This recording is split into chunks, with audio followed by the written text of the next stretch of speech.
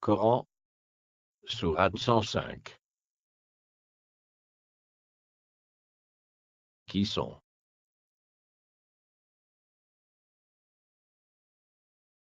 les gens de l'éléphant? Tout d'abord, et comme nous l'enseignent entre autres, les versets suivants. Le Coran est complet, parfait et pleinement détaillé. Sourate 6, verset 38. Les bestiaux. Au nom d'Allah, le tout miséricordieux, le très miséricordieux. Nulle bête marchant sur terre, nul oiseau volant de ses ailes, qui ne soit comme vous en communauté. Nous n'avons rien omis d'écrire dans le livre, puis c'est vers leur Seigneur qu'ils seront ramenés. Sourate 16, verset 89. Les abeilles. Au nom d'Allah, le tout miséricordieux, le très miséricordieux. Et le jour où dans chaque communauté, nous susciterons parmi eux-mêmes un témoin contre eux, et nous t'emmènerons, Mohammed, comme témoin contre ceux-ci, et nous avons fait descendre sur toi le livre, comme un exposé explicite de toutes choses, ainsi qu'un guide, une grâce et une bonne annonce aux musulmans. Néanmoins, pour une meilleure compréhension sur les faits historiques mentionnés dans le Coran, ou sur le contexte, le pourquoi de la révélation de certains autres versets, nous avons besoin de nous plonger dans le patrimoine, les manuscrits que nous ont légués les anciens, ou du moins consulter les commentaires, c'est-à-dire les tafsirs qui accompagnent généralement le verset de la sourate étudiée. Au sujet du Coran et de ce qu'il contient, le divin Dieu unique Allah, nous indique clairement qu'il en est le parfait gardien contre toute modification ou altération. Cela suppose que le Coran a entièrement été préservé depuis sa révélation, et ce, pour l'éternité.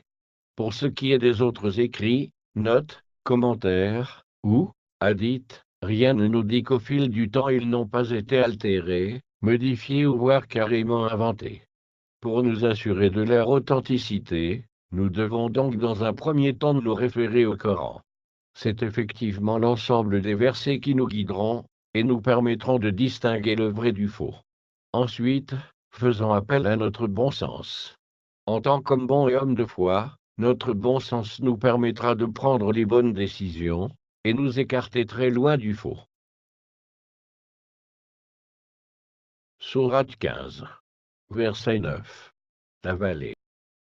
au nom d'Allah, le tout miséricordieux, le très miséricordieux. En vérité, c'est nous qui avons fait descendre le Coran, et c'est nous qui en sommes gardiens. Cela étant dit, passons au sujet de la vidéo. Qui sont les gens de l'éléphant de la sourate 105?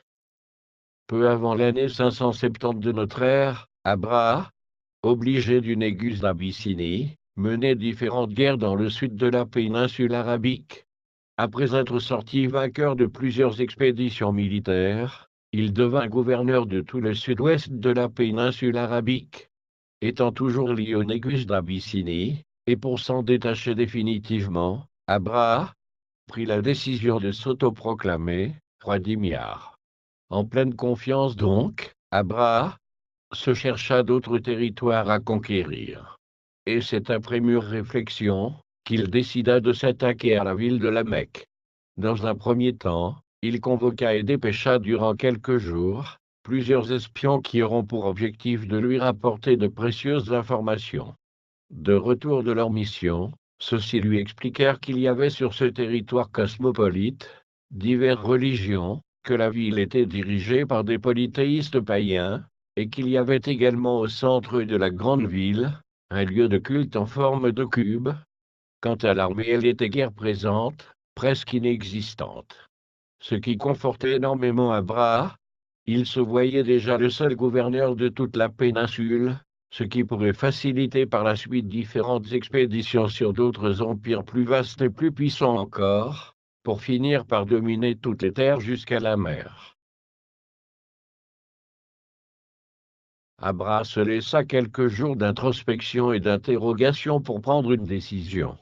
il finit par se laisser tenter par une énième expédition guerrière, et donc, dans un deuxième temps chargea des officiers à se rendre dans la ville de la Mecque pour faire parvenir à ses habitants son intention de marcher sur la métropole, et de détruire ce qu'ils considéraient comme leur lieu de culte.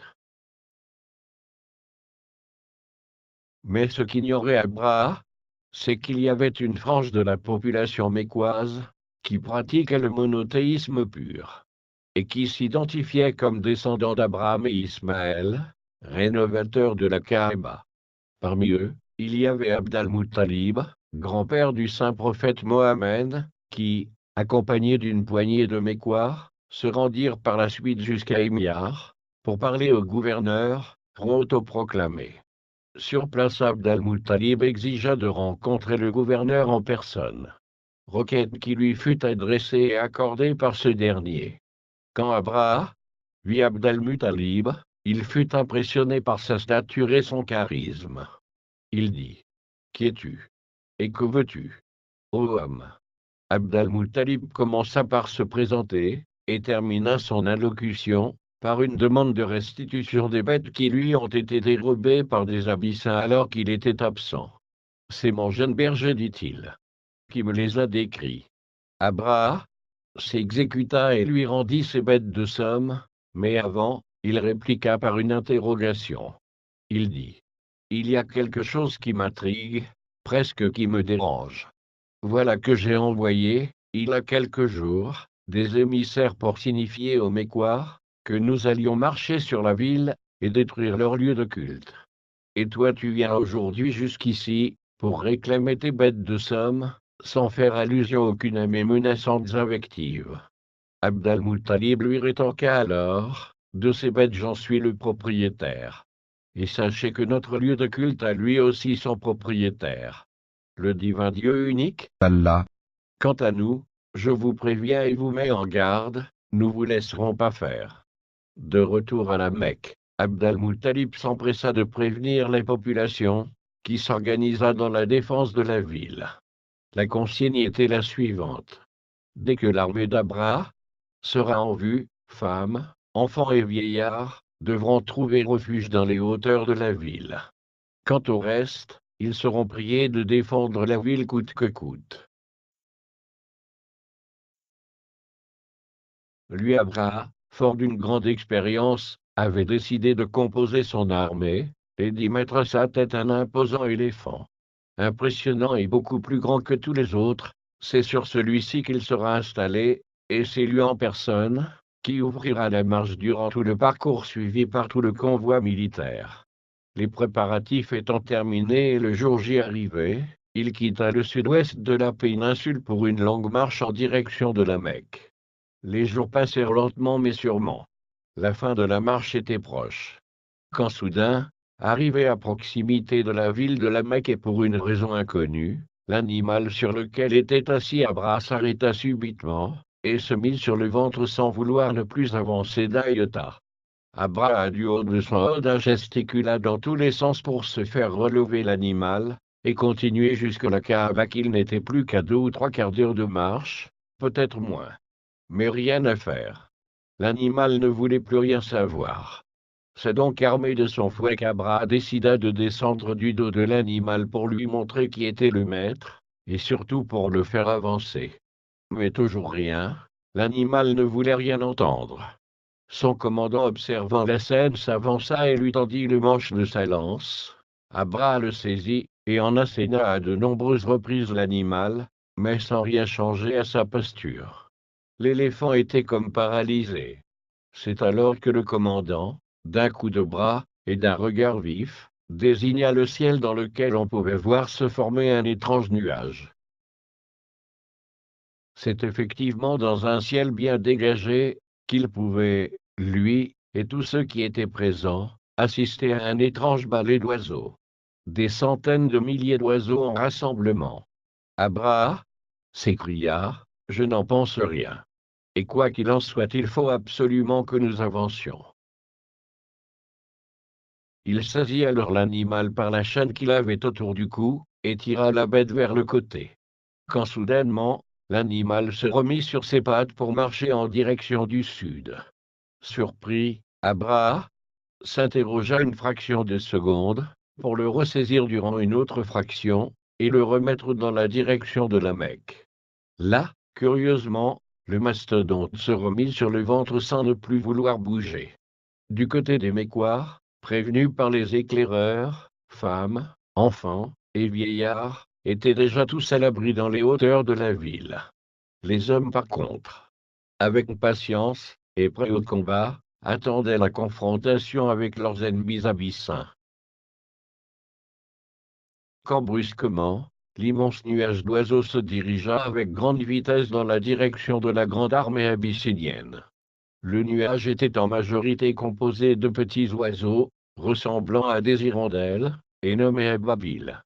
Ils transportaient 3 petites pierres de la taille d'une lentille, une dans le bec, et une autre dans chaque serre. Impressionnés, et immobilisés par ce qu'ils voyaient, les abyssins dont Abraha regardaient le nuage s'abattre sur eux, et tout doucement, commencèrent à distinguer les tout petits volatiles. Abraha alors murmura: « Mais qu'est-ce que c'est que ça ?» Arrivés à hauteur de la grande armée, en poussant de petits cris, les petits oiseaux lâchèrent leurs petits cailloux, qui décimèrent totalement l'armée abyssinienne. D'après les exégèses, les abyssins, une fois touchés par les petites pierres, étaient traversés de part en part. La plupart des soldats étaient tous laissés pour morts.